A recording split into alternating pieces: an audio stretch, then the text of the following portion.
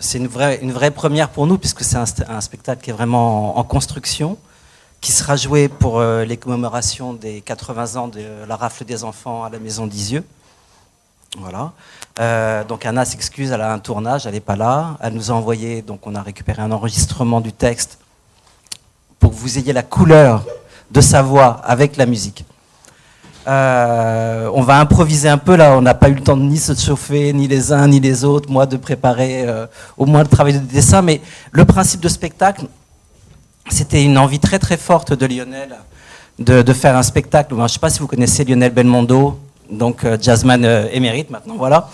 Et il y a que des amis en fait sur cette scène. C'est quelque chose qui est absolument essentiel pour comprendre ce qu'on fait. Il y a une amitié donc très très longue avec Roland, avec Lionel, avec François-Marie qui est réalisateur et qui nous suit depuis le début de la création, Laurent et Anna aussi, y compris quelques personnes dans la salle qui nous accompagnent sur le projet, qui sont aussi des amis. Donc Lionel a toujours eu envie de faire un spectacle musical, mais qui soit illustré. Et au-delà de l'illustration, il y a la dimension artistique du dessin. C'est-à-dire que là, moi, je ne veux pas faire un concert dessiné. Ça ne m'intéresse pas en tant qu'illustrateur. J'ai envie de faire vraiment une œuvre commune. Donc ça, je ne vais pas trop rentrer dans les détails. Et on a cherché des thèmes à illustrer et à mettre en musique. On a commencé avec Le Convoi des mers, le roman de Roland, enfin l'album de Roland que j'ai illustré avec le Cercil. C'est un projet qui n'a pas pu se faire pour diverses raisons. Et quand on a eu un éditeur pour la version illustrée des Enfants d'Isieux, on s'est dit, voilà, on a notre spectacle. On a le livre qui va exister, je vais l'illustrer, donc je vais énormément dessiner, et on peut commencer à travailler la musique et concevoir le spectacle à partir de ce livre et de ce texte. Donc on s'est réunis, on a commencé, et Lionel, il vous racontera ça juste après, a décidé de s'inspirer des grands compositeurs français de l'époque et de créer tous ces thèmes musicaux dans cet esprit-là. Donc on a commencé à monter ce projet, dessin, texte, musique. On a voulu avoir Anna Mouglalis, dont la voix est absolument incomparable et qui va apporter toute sa puissance, évocatrice, j'allais dire, sa présence, qui est magnifique, et dont on sait qu'elle va parfaitement coller avec la musique. Et là, typiquement, vous allez l'entendre dans quelques instants, vous allez comprendre où est la force du projet. Et donc, notre souhait, et c'est ce qu'on est en train de faire, c'est d'avoir texte, Anna, musique, Laurent et Lionel, avec un quintet avant pour une forme assez ambitieuse, et du dessin en direct, qui ne sera pas d'illustration. Donc, une certaine liberté dans le travail. Aujourd'hui, je ne sais pas encore ce que ça va donner, parce que vraiment, je n'ai pas eu le temps de me préparer. Mais bon. Et nous sommes ici en particulier parce c'est un spectacle, et après je m'arrêterai, qui est conçu sous deux formes. Une grande forme qui est pour des grandes scènes, où il y a donc l'illustration, le texte, les musiciens et un quintet avant. Donc une très belle forme musicale. Et une version plus restreinte, où on est tous les trois, et qui est plus à destination du monde scolaire, des médiathèques, des bibliothèques, qui est tout un travail que l'on souhaite faire auprès des enfants. Donc c'est ce travail de mémoire. Ce qui m'a amené donc à faire dessiner, ce qui m'amène donc juste à une petite parenthèse qu'on fait avec ce spectacle, c'est que tout le travail qu'on fait, c'est pour ça que François-Marie Ponce est là, il nous accompagne comme réalisateur, est aussi un travail sur le processus de création.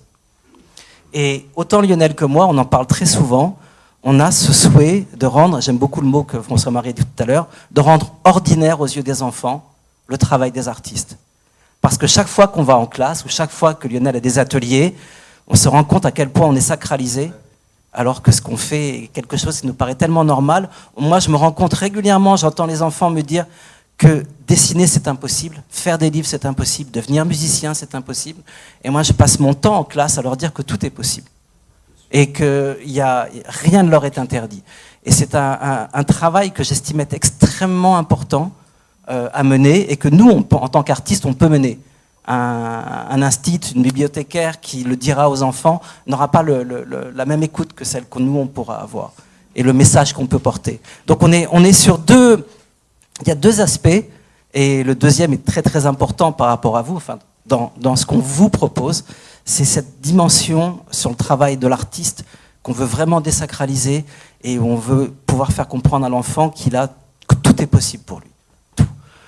Et le travail de mémoire, donc, qui, et après j'en terminerai là-dessus, là pour moi c'est extrêmement important, puisque j'ai commencé avec grand-père, avec Paul qui est là, donc Paul Fustier, que je remercie encore, et qui était un album sans concession sur la Shoah, très dur. Et aujourd'hui, avec Roland, avec Lionel, avec Dominique Vidot de la Maison d'Isieux, avec Anaïg au Cercil, il y a tout un travail qui s'est mis en place, une réflexion sur la vie à remettre en perspective. La vie des enfants, la vie des déportés, qui est un travail que moi je ne faisais pas, parce que je n'étais que dans le drame. Et c'est là où la musique prend toute son importance, parce que la musique c'est la vie.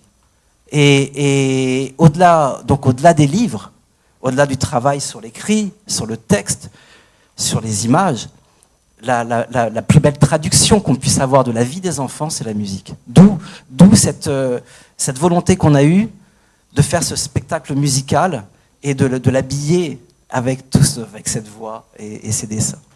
Voilà. Moi, je m'arrête, je vais m'installer.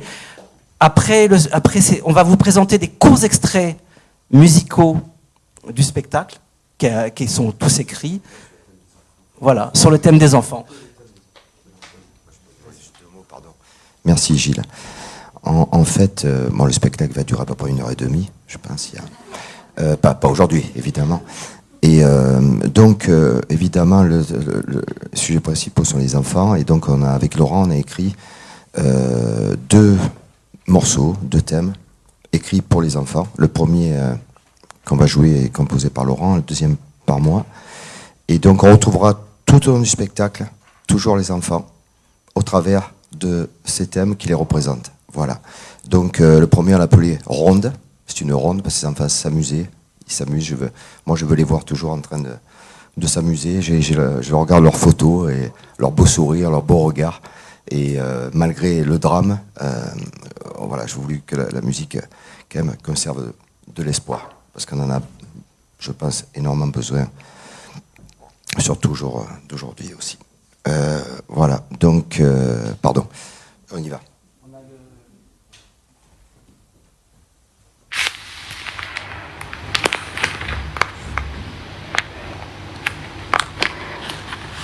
Isieux, Cachereuse. Ce sont des enfants. 44. Ils habitent une maison au nom étrange, la maison des enfants réfugiés de l'Hérault. Charles et Nina rient ce matin-là en descendant l'escalier. Émile, aux yeux d'un bleu transparent, pleure à chaque marche. Albert, le plus petit, à peine 4 ans, bavarde avec Sigmund. Mina serre la main de sa petite sœur qui ne la quitte jamais. Hans se frotte les yeux. Liane chante et saute. La cloche qui les appelle au petit déjeuner a retenti. Affamé, Alexandre se réjouit d'un bol de cacao et de tartines de confiture. Il court et bouscule Paula qui rouspète. Ce sont des enfants. 44. Ils ont de 4 à 17 ans. C'était le jeudi 6 avril 1944, le premier jour des vacances de Pâques. Il y avait encore Samy, Richard, Élie, Lucienne, Fritz, Georges, Martha. De la chambre des filles partaient des éclats de rire. L'immense maison résonnait de leurs voix, de leurs appels, de leurs murmures.